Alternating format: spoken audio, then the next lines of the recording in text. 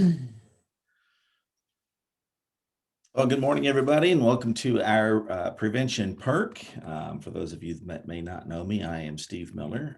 I'm the regional partnership for success grant director, project director for community partnership, also a prevention specialist, and somebody that aspires one day to be a social media geek, but I'm not there yet. But the perk is helping me to move along those lines.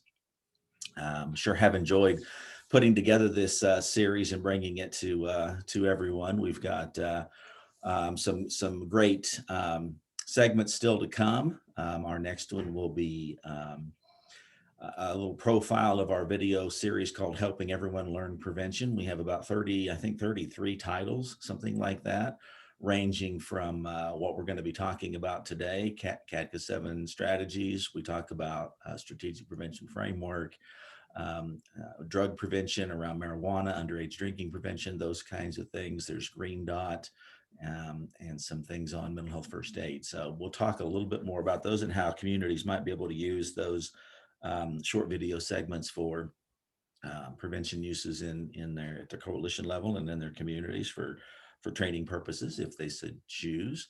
We're also going to have a segment on foster parenting and interpersonal violence will be coming up. And then the last one in this series, as we've had it slated right now, was actually added last week. We're going to have a segment on epidemiology, which I will be sitting on the edge of my seat as Clement explains epidemiology to us all, because I think we could all use a little primer when it comes to understanding more about data collection and data interpretation and things of that nature. So stay tuned.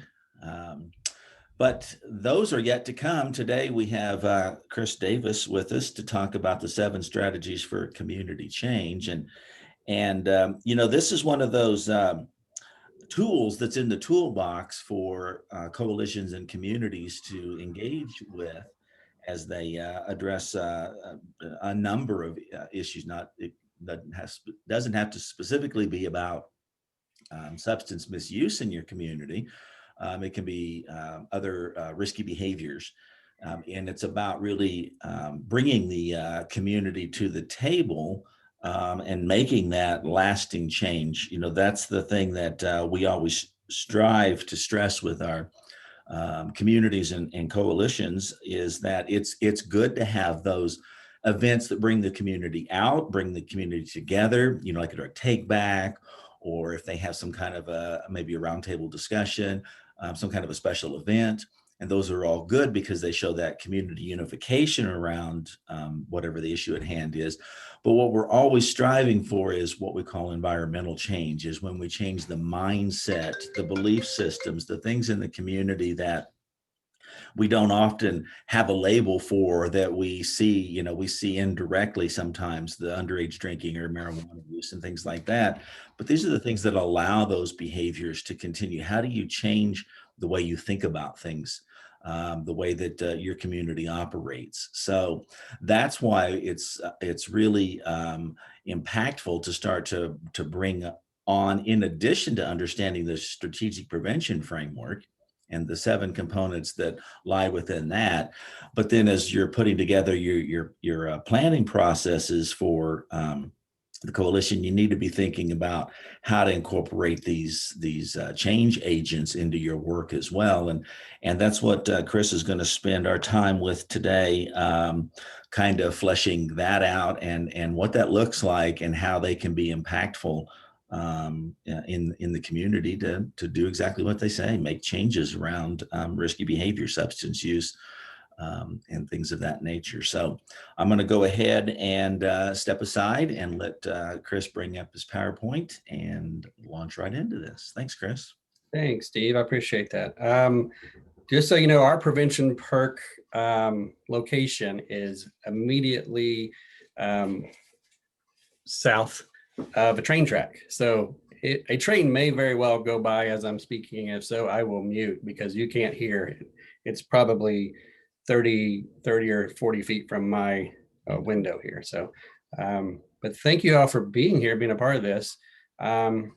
I do work with Steve here at Community Partnership, and I oversee our prevention and youth support division, and have been here a long time. So with that, I'm going to pull up this quick PowerPoint. Feel free. You can either put in the chat if you have questions, or if you're going to wait. This is probably maybe 10, 15 minutes long, but we'll have plenty of time for questions also afterwards. And we're going to do a quick kind of PowerPoint overview of what the 7 strategies are. I have a couple of different tools that we'll upload in the chat a little bit later that can assist coalitions with implementing these things. So, okay. First of all, can everybody see that okay? Awesome. So the 7 strategies presentation. It's a multi-strategy approach, incorporates key elements to building and maintaining healthy communities, and was developed by a national organization called the Community Anti-Drug Coalitions of America. For those that aren't familiar with that, it's an organization based out of the DC area, but they provide technical support and trainings and conferences nationally. They support several thousand prevention coalitions. So it's a huge organization. Some of you may have recently attended the CADCA Leadership Forum back in early January, or you might be or February, or you may be planning to attend their mid-year institute coming up. So it's kind of the lead technical assistance organization that works at that local level with us, but also moving national things and advocating at the national level. So, and the idea of the 7 strategies is really supported by a wide breadth of different organizations you can see on the screen here. When we're done, either Steve or I will upload in the chat a document that talks about the 7 strategies and science, and it references these within each of this within each of the 7 strategies, and how the CDC, for example, supports this, or how it ties into the science from these. So there is a wealth of research backing these 7 strategies. So just quickly, there are 7, and you'll notice these are color coded, which I'll explain in a minute. So the first one we'll talk about, and I'll go over each of these with some examples after we kind of go through this list, but providing information, building and enhancing skills, and providing support. Then reducing barriers and increase and enhancing access, or enhancing barriers and reducing access. I'll break that out for you in a bit. Changing consequences and incentives, changing the physical design of the environment, and then changing rules and policies. Essentially, everything, all prevention activities fall within one of these 7 strategy areas. These are kind of like the categories of different activities we do. And this presentation, the examples I have are pretty substance misuse prevention focused, but like Steve said, this can be applicable to just about any issue. And I will also kind of share a little bit later how, while this idea focuses on the activities we're implementing to create change with the community, it can also be something that's used to help with the infrastructure of a coalition. You can kind of think of these strategies, and I'll incorporate some examples there, to actually build the coalition's ability to affect change with the implementing activities. So those first 3 that were green, we call those individual focused strategies. They're very important. They help raise awareness, educate the public, help people make healthy choices. Those 3 target behaviors of individual youth and adults. So as such, a smaller number of people are impacted. Where the other 4 are called environmental strategies. And that's what Steve said, is we want to always strive to make sure we're having some environmental impact, impacting the entire community or the entire population of focus that we're trying to reach. So these change, like the community cultures, the community norms in the area, so they can impact the entire community or the entire population.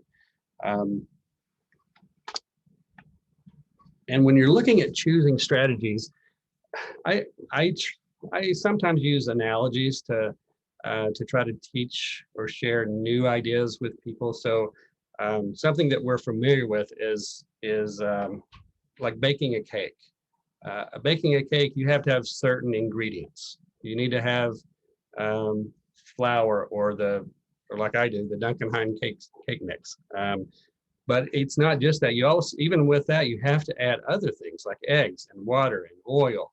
You need to have icing if you like icing, and then you also need to kind of figure out what kind. So it's very similar to that, where these strategies are are ingredients of the cake, but they're also um, there's certain ways you have to mix those things, right? So I don't just throw a couple of eggs in the mix. I have to break the egg. I need to not put the shell in there, and then I have to mix it up a certain way, right? So it's not lumpy. Same thing with this. There's it's not it's more than just checking off saying, yep, we did a strategy that's information. Yes, we did this other strategy. You want to tie it back to that strategic prevention framework, that model um, that nationally and even internationally, substance use prevention in particular, but a lot of other focus also. It's just that framework of understanding community change, where you do that assessment part at first. You identify what the issues are. You make sure you have the capacity as a coalition to address that. Then you create an evidence-based plan. And that's where these strategies really fit in. Those first two, the capacity and the evidence-based plan.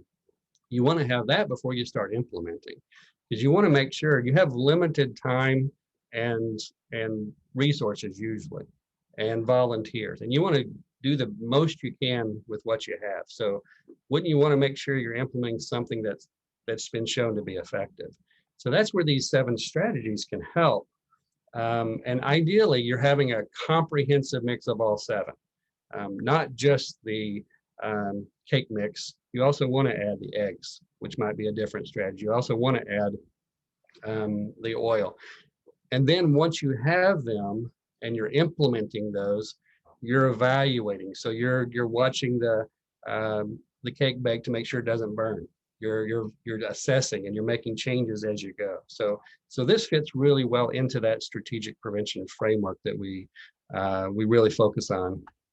It's not likely to achieve those community level changes if you are just focusing on those individual activities, especially that providing information one, or if all that is happening are one-time events. Those are really important, but if those alone are occurring, I think back to 15 years ago, these were really popular, where you would have the docudramas at the schools, where you had the mock car crash, and they still occur.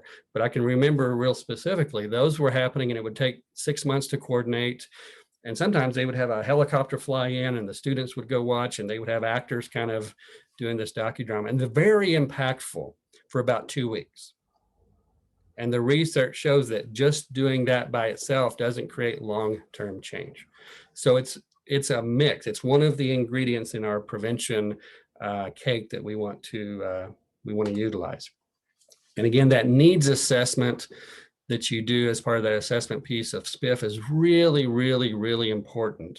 I'm going to share some examples within each of these different strategies of activities that can be implemented. But if it's not the right type of activity for your community or for your situation, what's the point? And I'll share a couple of examples of how some lessons have been learned with coalitions we have, where they didn't really connect the activity that they wanted to implement to a true need in the community, or what the data showed was the real need in the community. And it'll kind of make sense a little bit more as we get into that. So this first strategy, the providing information area, focuses on giving information about the harms of substance misuse and related issues. And again, I'm going to focus this solely on substance misuse, but remember that can apply to many other challenges. Here's some examples: giving educational presentations, workshops, or seminars. providing media campaigns, providing print material like brochures, or coordinating a town hall meeting, or this webinar, it would be considered providing information. Those are really, really important.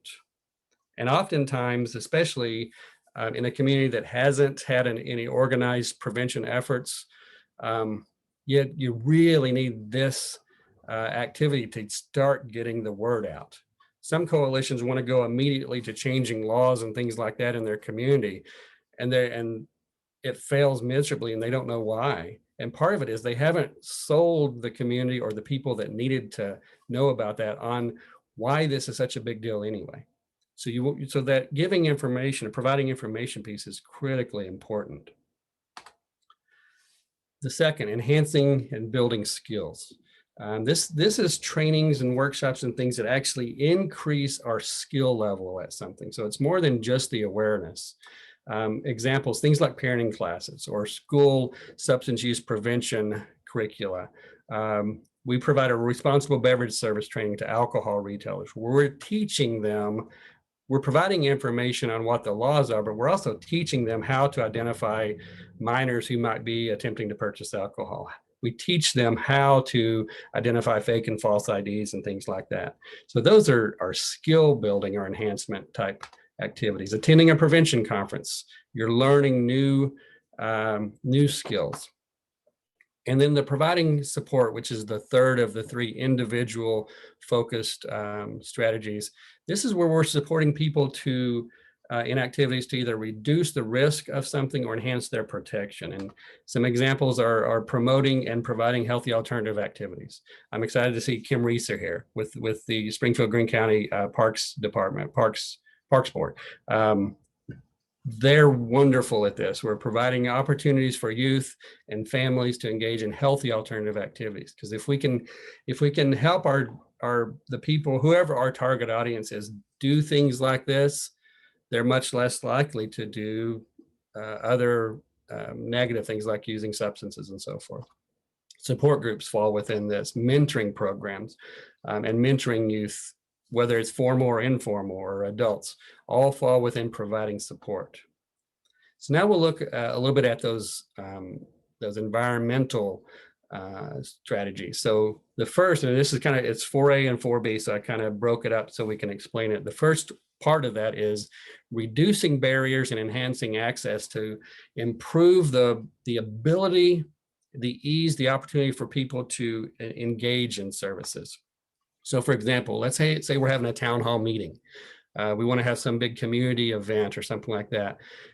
And you're targeting parents. Well, if you do it Wednesday at 1 p.m. during the work week, boy, you may not get a lot of parents because it's likely many of them may be working during the day. So you want to try to offer the activity you're trying to implement at a time that's convenient. You want to make it where where cost isn't a burden. You want to decrease as many barriers as possible. Make sure that if you're targeting a certain subpopulation in the community, let's say that we're wanting to do some kind of outreach to the Latinx population. Well, I want to make sure I understand that culture and understand what are effective ways to reach and interact. Maybe having some materials in Spanish would be helpful, so because there may be people that don't read English, and maybe having someone who speaks Spanish be a part of this to help share those messages. So all of those are things of reducing barriers and enhancing access to the activities. On the flip side, we want to have barriers to drug access and reducing access to drugs. So a few examples here: medication lock boxes. If we can get people to use those, it's harder for someone in the home, for example, to then steal someone else's medications or take it out of the medicine cabinet. And I don't know the exact stat, but it's around 75, 80% maybe of the youth who report misusing prescription drugs do so from getting it from their home or the home of a friend, just in the medicine cabinet like that. Vape drop boxes in the schools. Springfield Public Schools recently implemented this with the Tobacco and Vape Prevention Coalition here in Greene County, where they have drop boxes where people can anonymously just dispose of vape devices. And when we can decrease the availability of those things, if you don't have access to it, you can't use it, right? Not allowing persons under 21 in bars. That is a barrier to one way that minors can get alcohol. Now, if that's all we did with reducing access and enhancing barriers, you may not be hitting all the population. This is an example I'll use locally here in Springfield, where about, when was it? 2007, 2008 time. There was a big focus on getting an ordinance passed to decrease or to prohibit minors from getting into bars. And one particular organization, which there's a lot of research saying this helps, but they were focusing so much on the youth getting access to alcohol from bars and restaurants, where if they would have looked at the high school and the college data, it was very clear that the majority of minors got alcohol then and still do now from private house parties provided by people who are over 21. So somebody over 21 got the alcohol legally, and now they're providing it at a house party, at a private event to minors. About 75, 80% get their alcohol that way. So this ordinance by itself, or this piece of not allowing minors in the bars, is great, but it's not going to be, if that's all you do, you're going to impact maybe 20% of the minors.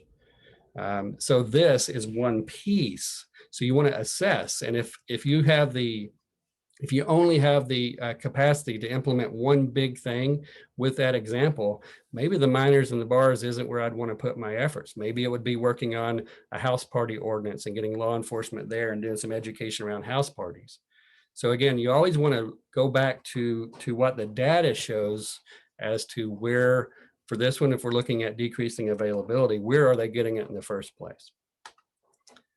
The fifth is changing consequences. This is where we alter consequences to either increase the probability of behaviors, to reduce risk, or enhance protection. So you can do that in a positive way or a negative way. So changing for positive behaviors, youth who get good grades get extra privileges. So we're rewarding the positive things that we want to occur.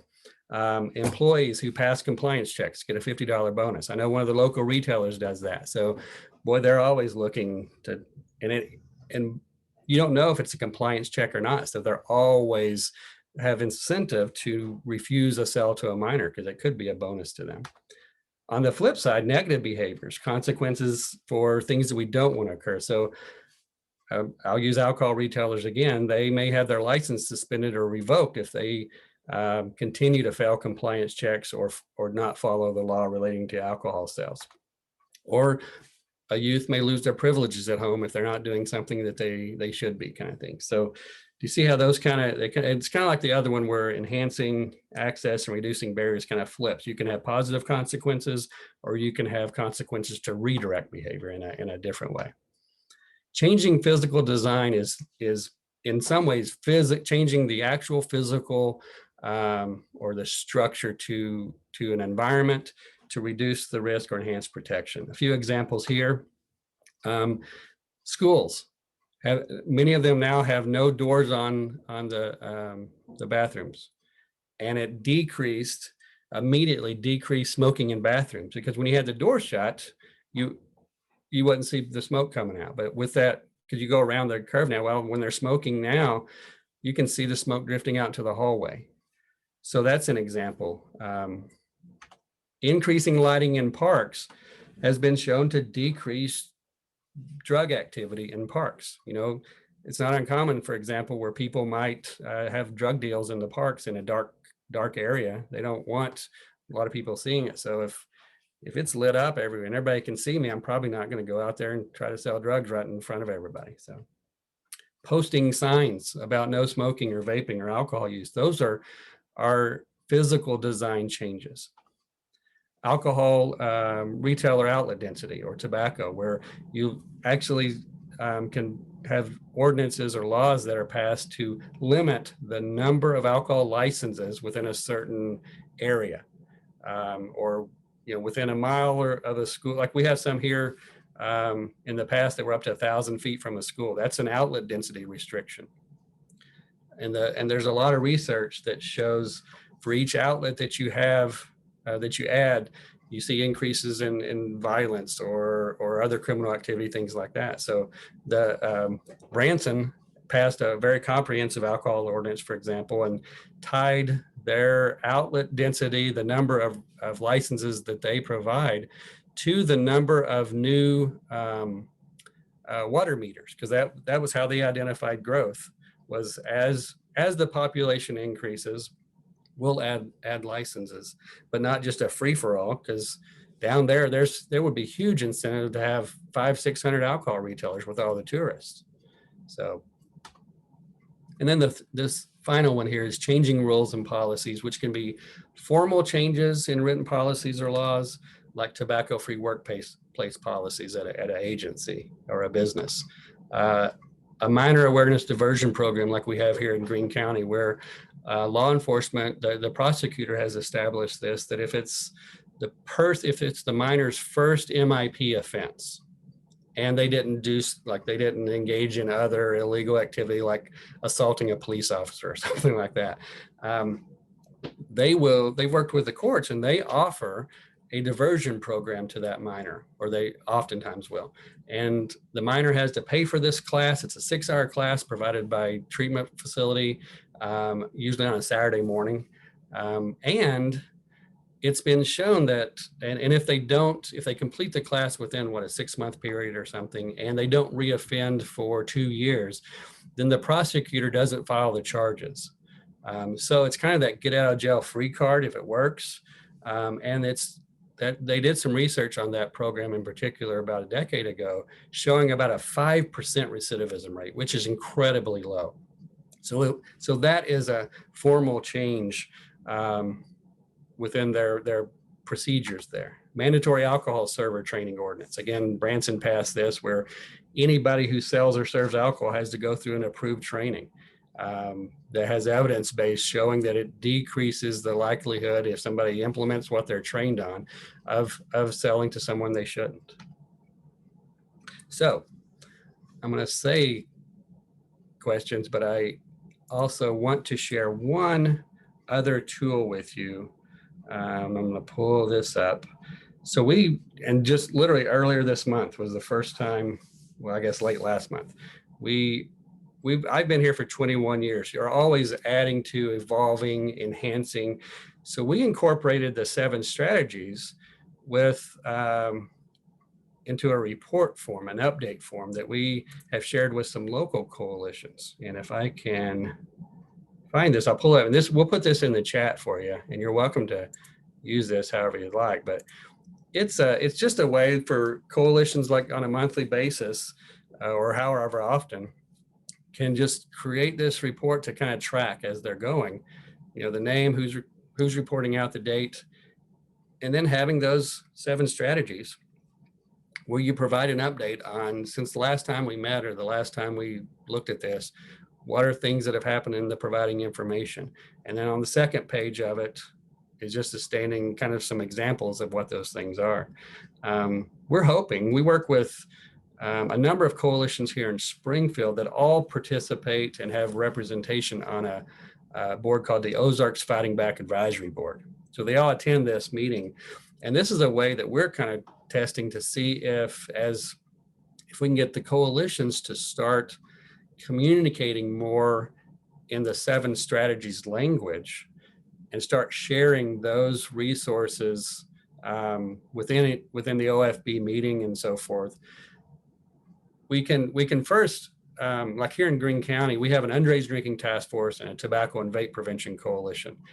And they both attend OFB, and they would used to report out, but it would be kind of an isolation because this one does underage drinking and this one does tobacco. Well, now when they're reporting, both of them are sharing providing information activities. Well, when they hear the other one in that terms, well, maybe I hear something from UDTF that Tobacco and Vape Prevention Coalition is doing, and well, well, maybe there's a way we can collaborate. You're doing a media campaign, we're doing one. Maybe we can look at joining forces on this.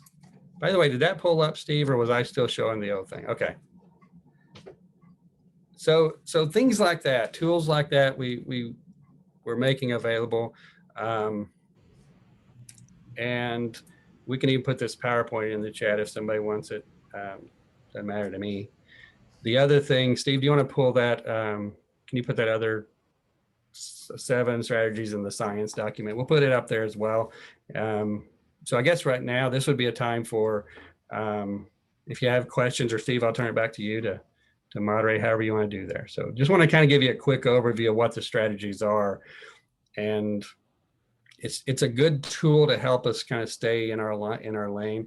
Also, one of the things I like about that update form that I just kind of pulled up is after 6 months of us kind of checking in and looking, we can maybe start seeing some patterns that, hey, we're doing a whole lot of providing information, maybe a little education, but we haven't touched on some of these other areas yet. So how can we start broadening our vision and our implementation and planning of things to try to engage those other strategies? So I put the coalition update form, it's in the chat, and then I added the 7 strategies in science. You want to talk a little bit about that document just so they have yeah on that? I'm gonna pull it up. It literally goes through each of the strategies, and like it'll say providing information. I don't have it pulled out, but it'll have providing information. Then it kind of shares what the World Health Organization says about that. They may call it something else, but it's providing information. And here's the proof and the benefits of doing some providing information. So it shows that these aren't just, hey, these sound like good ideas, but there's actual science. Oh, thanks, Steve. There's science kind of backing each of these strategies. More detail, but because you'll have people that kind of push back saying, what do you mean that our Project Prom isn't effective? And we're not saying that your Project Prom isn't effective, but by itself, it's not going to have the impact you're hoping to have. So what can we marry to Project Prom? What other types of strategies and activities throughout the year and other things can we do to then make this a really good cake? Because you've got some good eggs there, but we need some more things besides eggs to make a cake. So had to go there. Yes, Scott. Scott had some good experience with Project Prom with one of our previous coalitions. So okay, so Steve. So what other questions does this prompt from our audience of experts?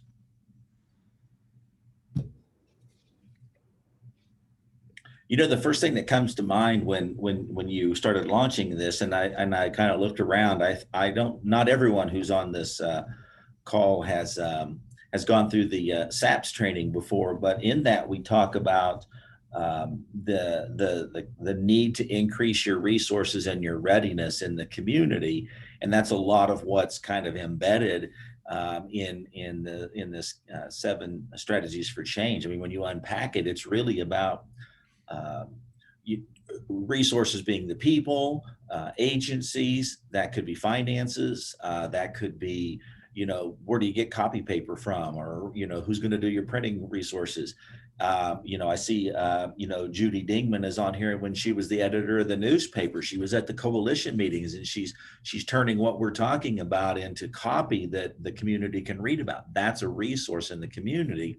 And we have all those things. And I think that's what Chris is trying to capture with that coalition update form, is who's at the table and what have they done. But when you step back, you go, well, okay, so the newspaper's here, but do we have radio? Do we have, you know, do we have channels of support through social media? You know, if the school's doing something, you know, they have a classroom on, you know, media training and things like that. How are you tapping into those? Because then that increases your resources. And just like the first 3 steps are about, you know, changing the individual, you're continually building that resource from the inside. And as more people learn about the issues at hand, then you have a better support system to be ready to address this. I mean, they kind of go hand in hand. Yeah. I've always loved the idea that when we do our annual assessment, we always talk about what's going on in the community, and also what do the coalition members think about the coalition that they attend every month. I mean, good lunch, but what about the drug prevention, and what about the outreach into the community? And that's where capturing some of that data on a regular basis can help us to move forward. Yeah, and Steve, that's what I said earlier, and thanks, you kind of brought me back to that. We often think 7 strategies for how we as a coalition are going to try to impact the community, and that's absolutely a priority there. But internally, if these 7 strategies have evidence and have the science behind it to say, if you can be integrating all 7 of these um, with the right types of activities at the right time to have community change, well, your coalition is a community, right? It's a community in and of itself. So if there's a way to use those strategies to work on your coalition also, it'll make the coalition more robust, more able to then also have an impact on the community. So you can easily incorporate these strategies to building the capacity of the coalition, which is that second of the strategic prevention framework areas, capacity building. OFB, for example, Ozarks Fighting Back, has recently kind of taken on internally updating and enhancing its operating procedures. Hasn't been looked at for 7-8 years, is woefully out of date. But there's a lot of resources in how do you more operationalize a coalition, formalize it. Because when you can get more structure in place and all the members kind of know better, what are my roles, what are we expecting as a coalition, it's easier to recruit new people. So they're seeing that, and that's that building skills and providing support, kind of a blend between those 2 strategies to decrease barriers to getting involved with Ozarks Fighting Back.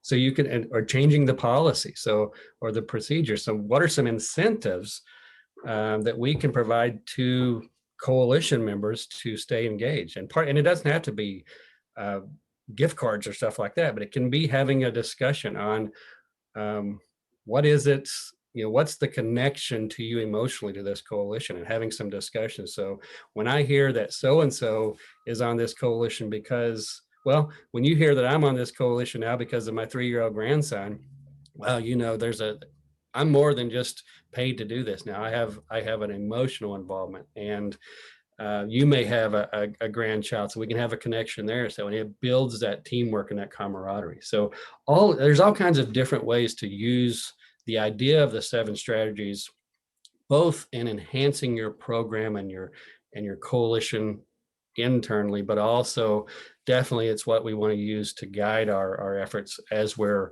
working to enhance outside of our coalition.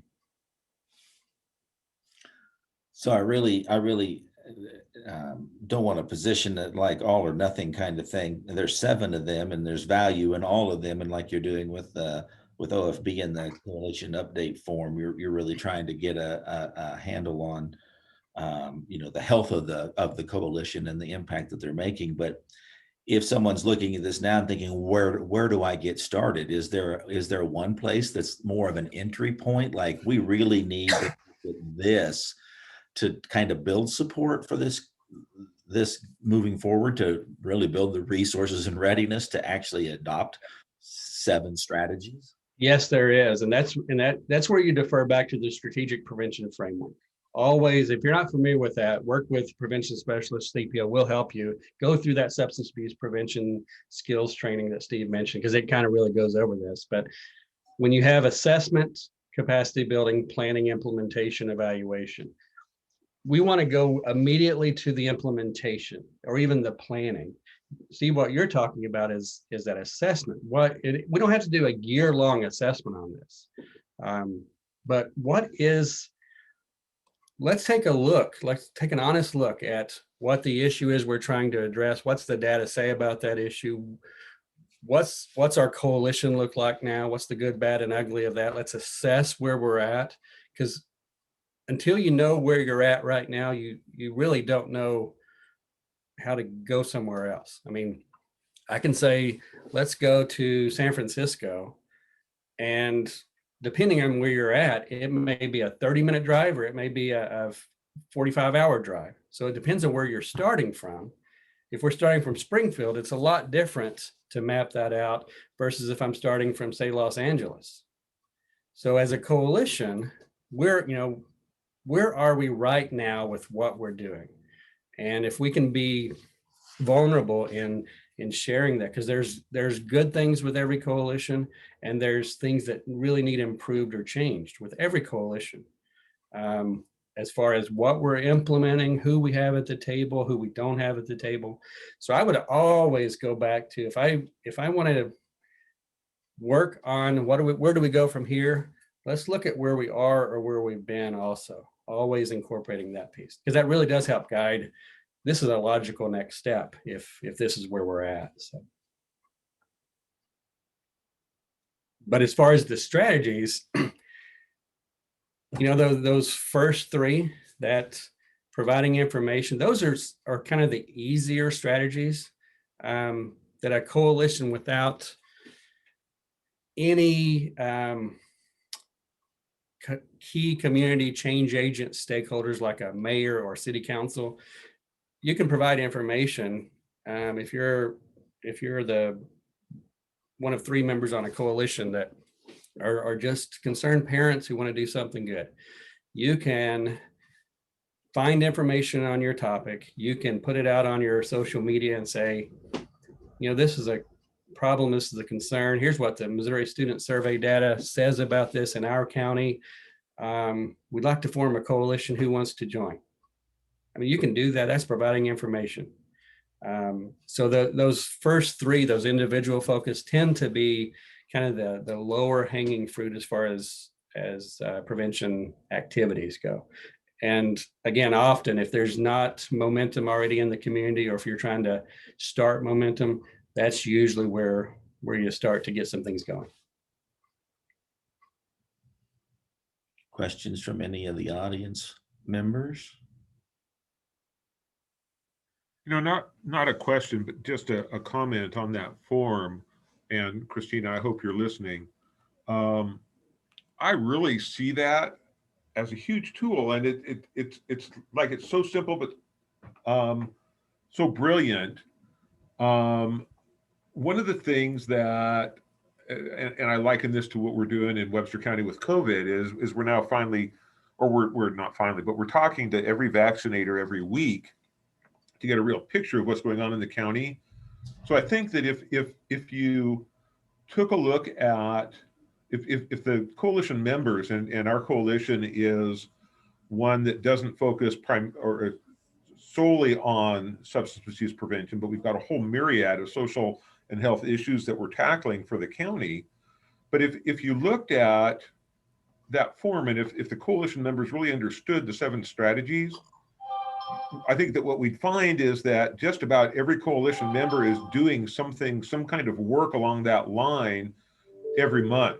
And that then when you take that, the bigger picture, and you put that into something that's digestible for everybody, you find, oh, well, you know what? We're doing a little bit of this and somebody else is doing a little bit of this, but if we came together, we could really force multiply what we're doing. And again, same thing that we're seeing in our response to the pandemic. So I can see having Christina maybe do some work with the coalition on 7 strategies, making sure everybody understands them, and then turn us loose on that form, and then kind of aggregate that data every month. And then when you start aggregating that data for the entire 21 counties of the region, and you're really making an impact on prevention. So just absolute brilliant. So whoever came up with that, I'm sure there was a logic model involved in coming up with that. Whoever came up with it, it was brilliant, and I applaud you. You're right, Scott. When we think of prevention, I've been in this world. I'm paid to know this stuff. Many of our coalition members aren't. So this gives everybody a chance to learn the same language of prevention. To me, it's why, Steve's very versed in this, and a lot of you are familiar with the developmental asset model. I think that's why the developmental asset model is so popular. It identifies these 40 assets that the more the youth have, the more likely they're to be successful. But it's things that we do, but we never called it an asset. And when you start looking at them and you can start sharing that common language with others, you start getting that synergy. So the same thing with this. When I'm excited over the next 6 months or so, as the Greene County coalitions kind of regularly start learning more about the strategies and start sharing that language and speaking in that language, what kind of major change might happen as we start saying the same stuff, regardless of the topic or the issue. We're referencing it as these 7 strategies. So it's possibly this is where 1 + 1 could equal 3 instead of 2. So.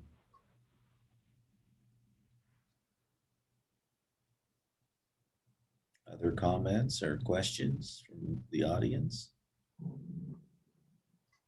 When I asked that question, Chris, is one more important than the other? And you were, an entry point to start with, and you mentioned the assessment, and I know that I've shared this with most of the SAPS trainings that Ricky and I have done, but it really illustrates that whole assessment piece. And about the most important component isn't what the research suggests, so to speak. It's allowing the community to start where they're at, as opposed to saying, well, we're right and you're amateurs, so just follow us. You're not building either resource or readiness. You're kind of defeating the purpose of what you're wanting to accomplish. And it was a story that was shared in a CADCA training, and it was I think the title of the article was, "When They Say It's Rats, It's Rats."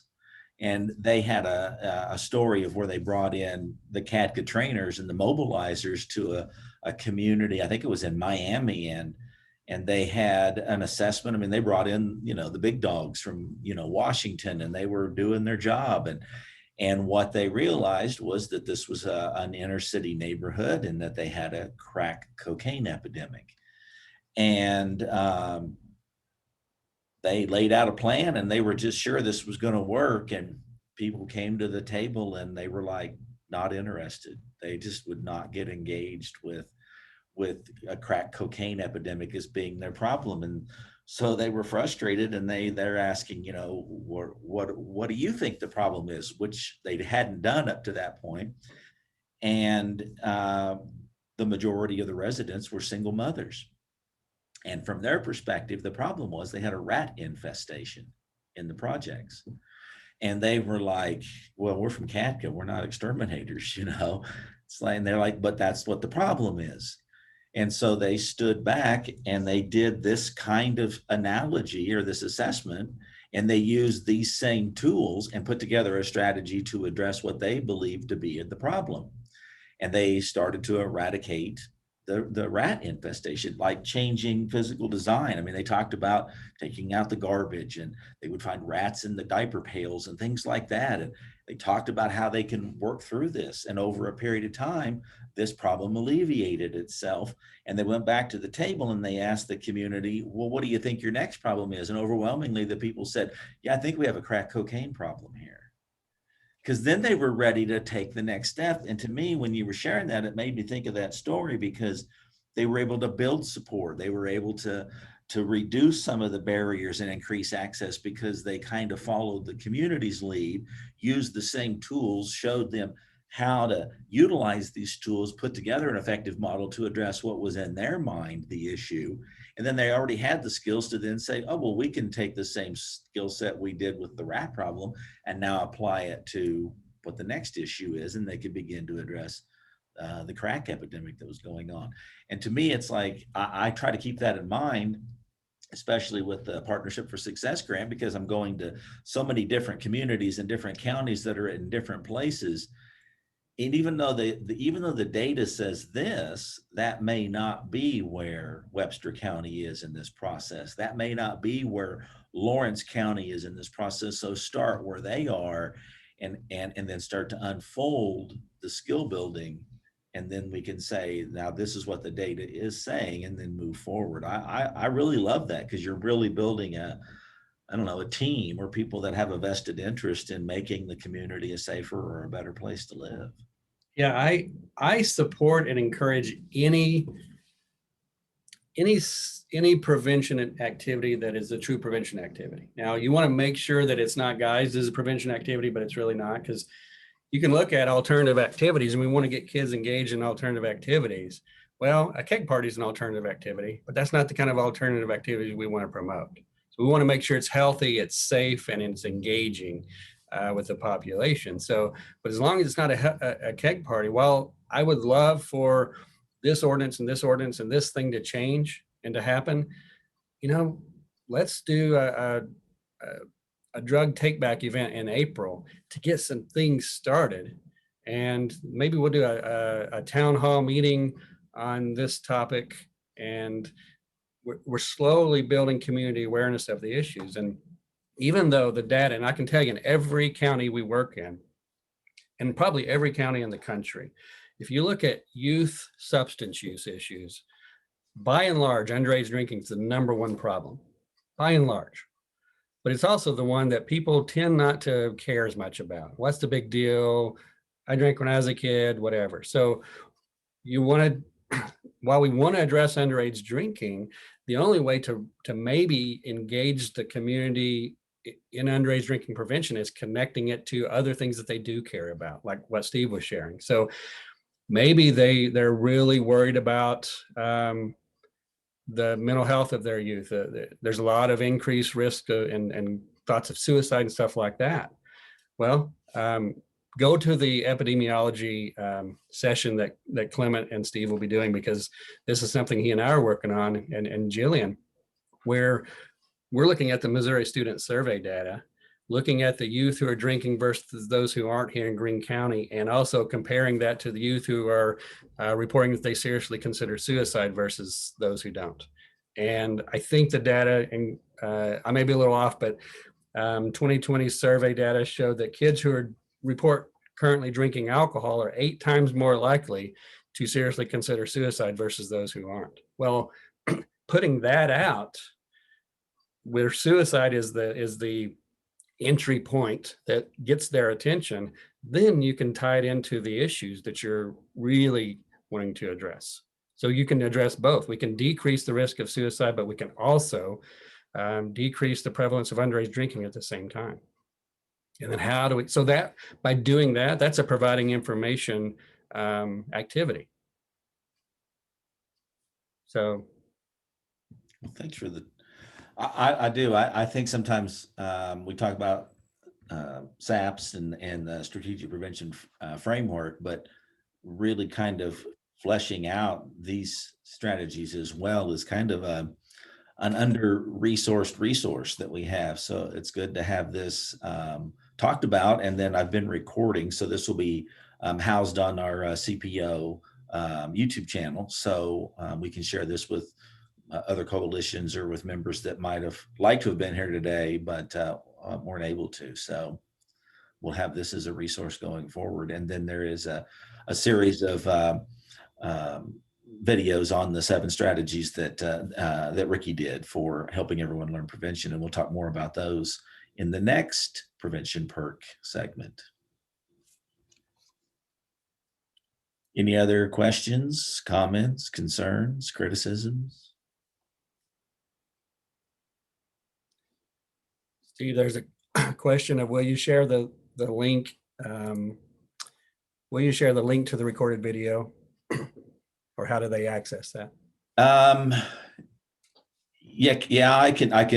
Kathy, if you want to put your email in there, I can share it with you, and all the different prevention specialists would know how to.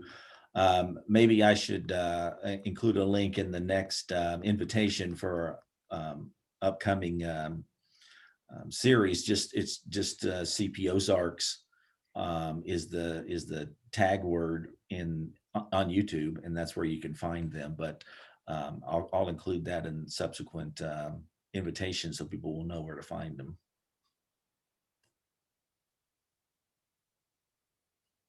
Anything else? Well, thanks, Chris. Appreciate you doing this for us today. And thanks for everyone for being an audience participant. Look forward to seeing you in the Hollywood Squares in the future on the Prevention Perk. Have a good day.